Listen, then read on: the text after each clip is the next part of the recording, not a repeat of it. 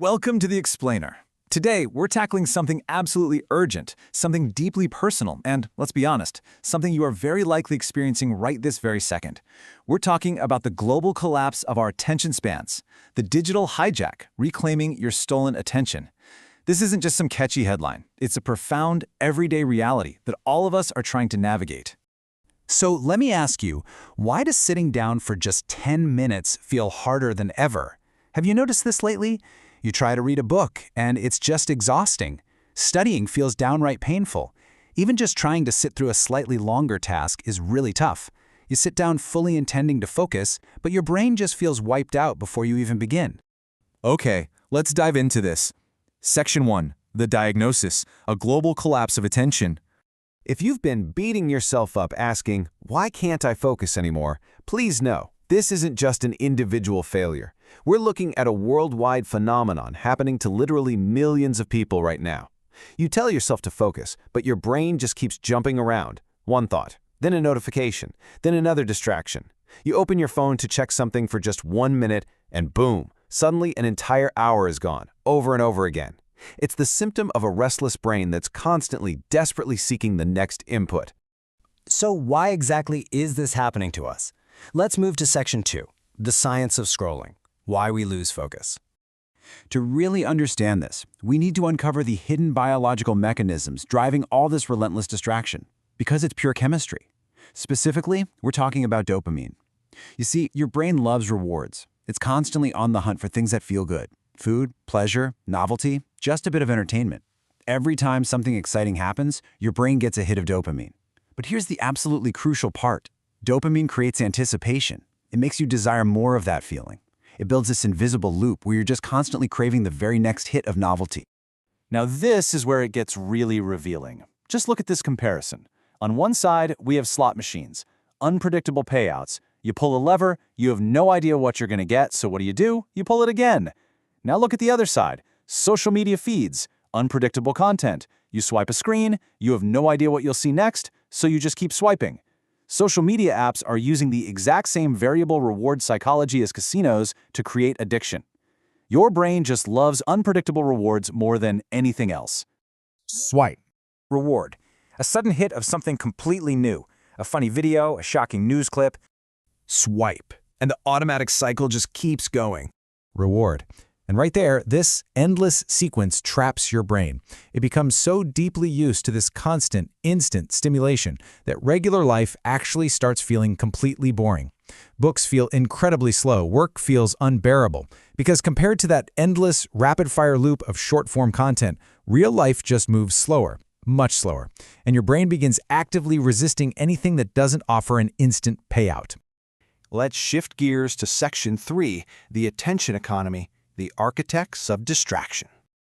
You have to remember that behind these screens are incredibly lucrative business models designed by some of the smartest engineers in the world.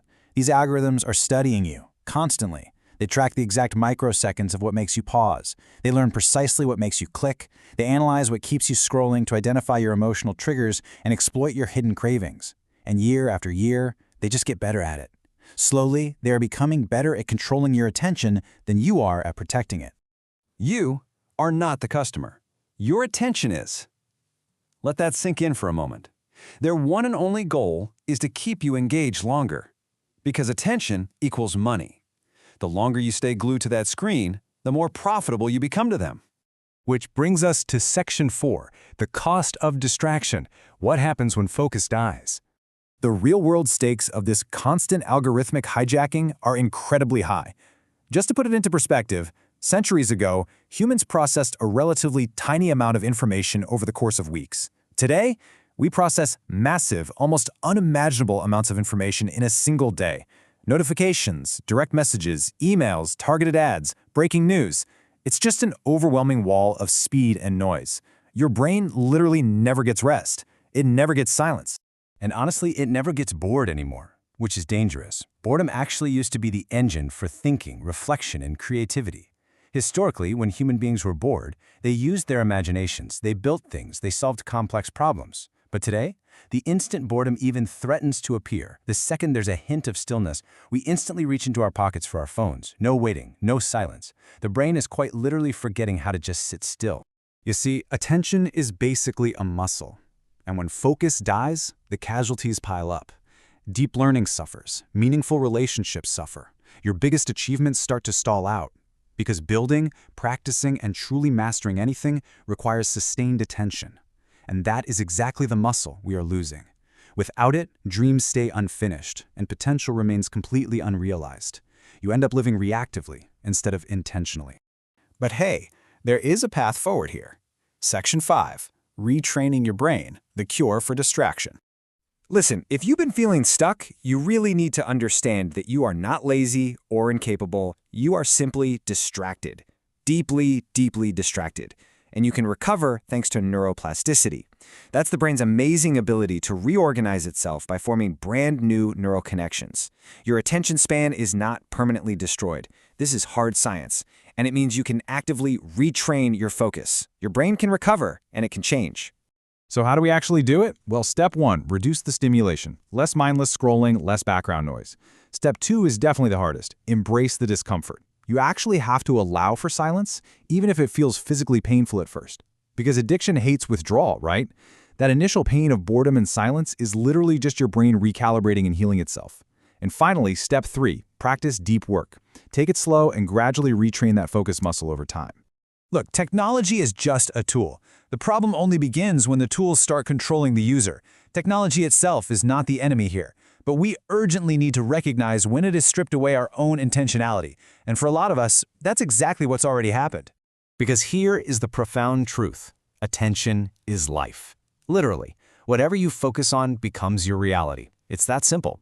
If your attention is being manipulated by an algorithm, your entire life is slowly being controlled right along with it. A lack of attention is the real, hidden crisis of modern life. In a constantly distracted world, the ability to focus is becoming rare, and rare things become incredibly powerful.